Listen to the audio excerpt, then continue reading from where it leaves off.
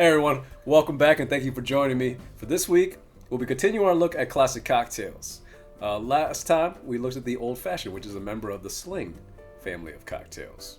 We're going to look at the cousin, a drink known as the Manhattan, which features an ingredient that I was not aware of until I started looking at cocktails. It's called vermouth. Now, we're going to go to my friend Dave Stolt at a Home Bar Basics, if you'll remember from the last video, to find out what this ingredient is.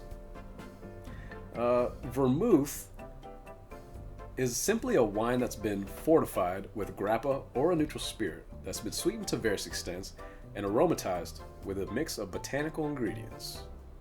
Now, this ingredient is something that made its way to New York City in the 1840s and the 50s with the European immigrants. As they came over, they brought things with them. One of them was vermouth. And as soon as they brought it over, and bartenders got a whiff of it and a taste of it, they couldn't get enough of it. And they started experimenting with all the different ways in which they could make exciting new cocktails for that age. And one of those drinks that happened to come out of it was the Manhattan. It's a deceptively simple drink that is only made with 3 ingredients. And even though it only has 3 ingredients, Dave Stolt has described it as a true thing of beauty, capturing balance and excitement and depth.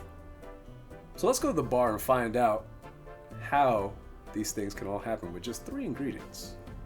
Shall we?